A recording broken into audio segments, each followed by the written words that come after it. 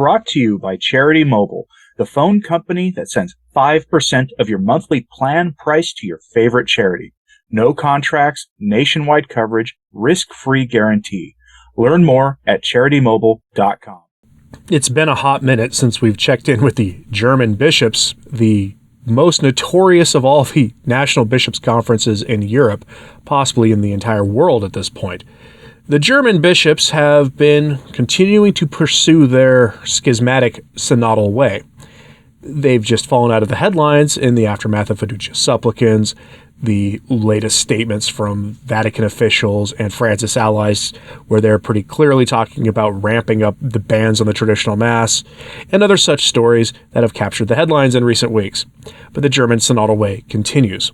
It was supposed to be done, but apparently the German bishops decided to reconvene the thing and to implement their own findings, and one of which is this concept of a synodal council. And the idea is this: it would be a permanent body in the church in Germany, where laity would have the authority to choose bishops and to choose priests. If that sounds like a terrible idea, it should, especially in Germany, where the typical lay Catholic is barely recognizable as a Catholic anymore, we'll say. This idea may also sound familiar in a way because the Synod on Synodality has pushed similar ideas: decentralization of the church, greater authority given to lay people on matters of doctrine, other such things. And it's spoken rather overtly about increasing lay participation in the management of dioceses, including possibly letting laity manage a diocese in the same way that you might have a county in the United States run by a county manager or a city run by a city manager, in addition to the mayor of the city, that those are two separate offices. There has been talk in the general, broader, universal synod about such things in the church, and that's also not a good thing. But here we have the German bishops taking this to the logical conclusion. Democratization of the church means a devolution of power out of the hands of the bishops and into the hands of laity. It's an inversion of the hierarchy. It's diabolical in nature and should not ever be considered. But the German bishops are doing this. And they got a letter this week that I went over in full in my live stream on Friday, where the Vatican told them to put the brakes on this whole thing, and the German bishops aren't happy with this. We'll briefly revisit that here for context for those who didn't see that live stream before going on to the rest of the story. So, the German website katholisch.de has the full text of the letter, which again, I gave you the full text of Friday morning. It's a doozy and is part of a multi-year effort by the Vatican to not allow Germany to embrace a revolution in the church without the rest of the church going along with them. And I say that because that's exactly how these things go. That's how the last few letters the Germans received from the Vatican have gone. Don't do whatever it is you're trying to do without the rest of the church. Note the caveat there. It's not so much that the Vatican doesn't like these ideas, it doesn't like that they're doing them without the rest of the church, and that maybe they're going just a little too far for the Vatican. It's a big difference between that and telling them not to do it at all. So let's go here to the actual crux of this letter, because what you'll see here is this is the logical outcome of the sort of the new religion in Rome and the new religion that's sort of taken over the Catholic Church. This man-centered focus on the personal lived experiences as your source of religious truth. It's modernist nonsense that was condemned 120 years ago by Pope St. Pius X in his landmark encyclical Pascendi, but we see it coming out today in just a more modern 21st century version of it. But here is the money quote from that Vatican letter denouncing what the Germans are doing before we move on to the main part of the story. Quote, "Such a body is not provided for by current canon law, and therefore a decision by the DBK, that would be the German Bishops' Conference, in this regard would be invalid, with the corresponding legal consequences. The question also arises with what authority the Bishops' Conference would approve the statutes. Neither Canon 455 of the Code of Canon Law and Article 8 of the Statute of the German Bishops' Conference provide a basis for this in this sense. The Holy See has not yet issued a mandate. In fact, it has expressed itself to the contrary.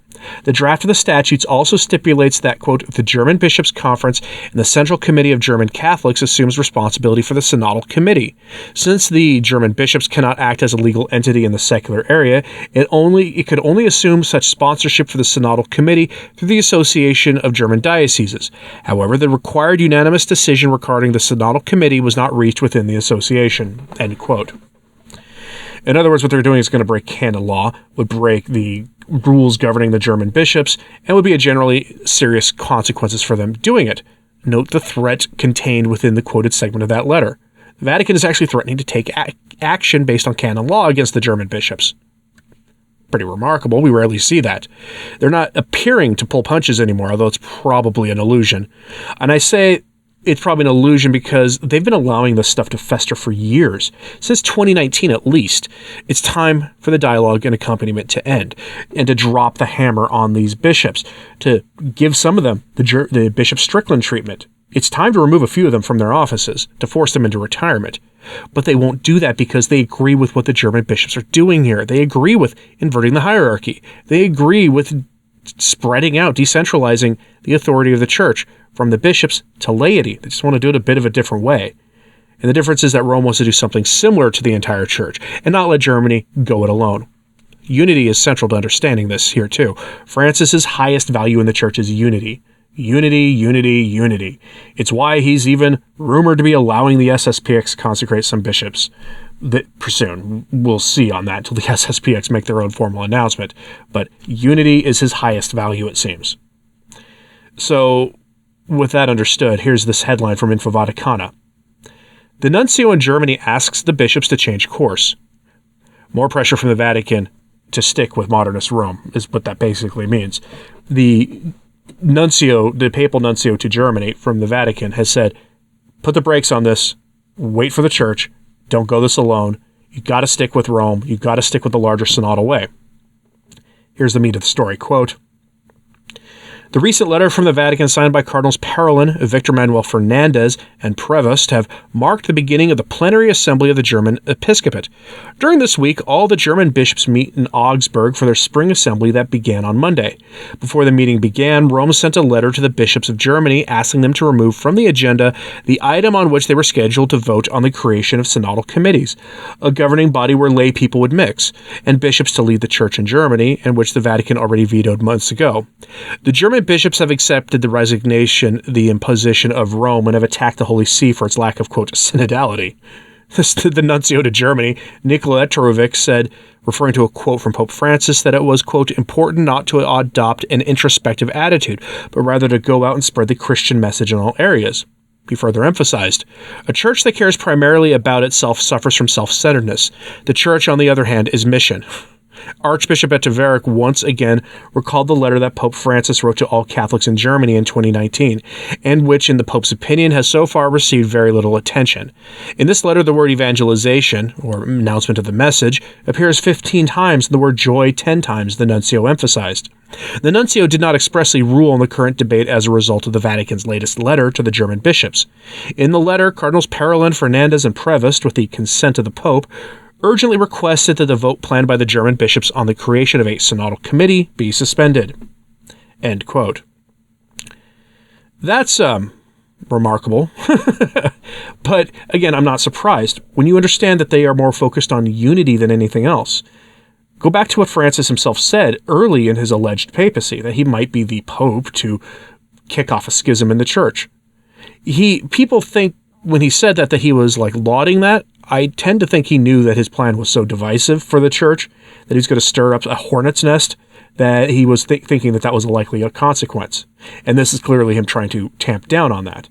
Now, I don't know if he would actually care that much about a real schism, but all of his rhetoric has been towards unity. Unity, unity, unity.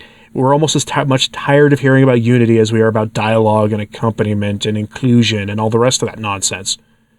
Now, the response from the German bishops is revealing. They don't want to wait for the Vatican, but they apparently are going to. They respond with some pretty spicy rhetoric here, though, when you understand that, the way bishops are supposed to talk to one another and to the papal nuncio. So headline again from Info Vaticana from the very same day. The head of the German episcopate denounces the Vatican is delaying dialogue with them.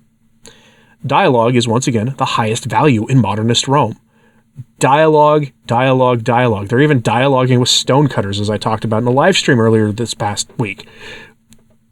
Dialogue is more important, it seems, than anything else. It's more important than truth. And that's where we are now in the Church of the New Advent, their springtime of this synodal church. Is dialogue is the most important thing. And the German bishops are hitting the Vatican, modernist Rome, with their own rhetoric. Of course, the German bishops actually agree with that rhetoric. They just are taking all this nonsense to the logical conclusion.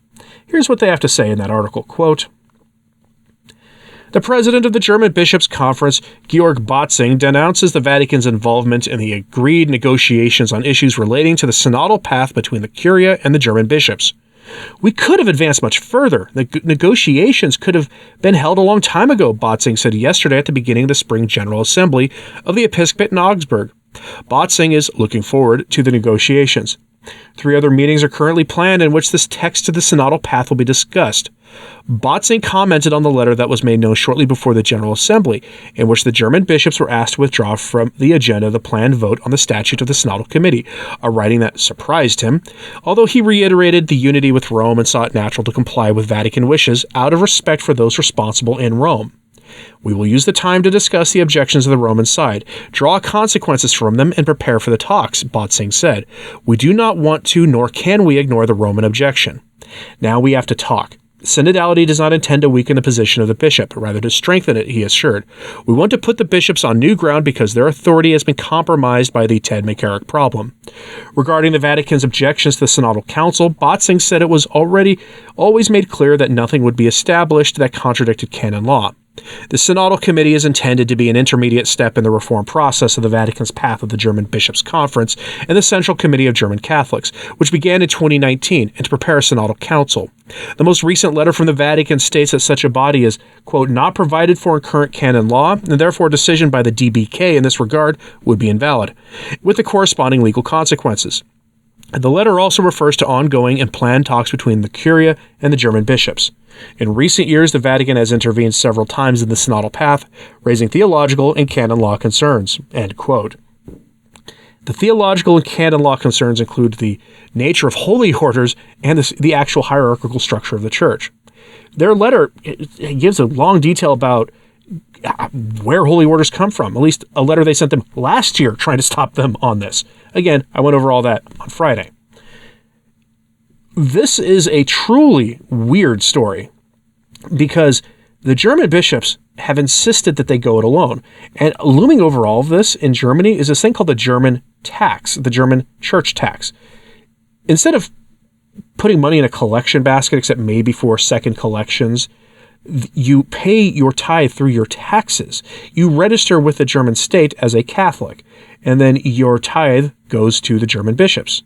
I don't know how this works for the SSPX who operate in Germany, or Sedevacantist groups who operate in Germany, or any of that. If you are aware of how that works with them in Germany, please let me know in the comments, because I'm out of my depth on that one.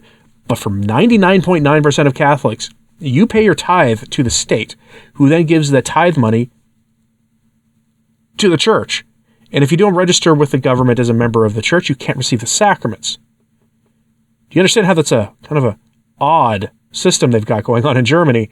And while it makes tithing a little bit easier, I guess, the lines between Caesar and the church blur, because when the church is receiving its tithe money, not from you directly, but from Caesar, rendering under Caesar what is Caesar's and rendering under to God what is God's becomes a little bit blurred. And no, that's not an endorsement of the separation of church and state either, which the church has always condemned.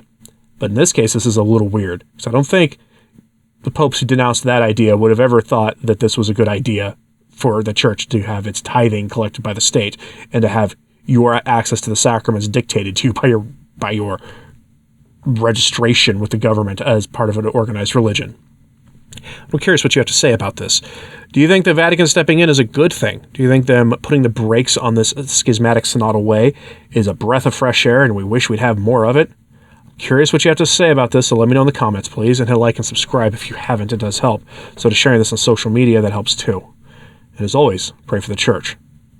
I'm Anthony Stine. Ave Maria.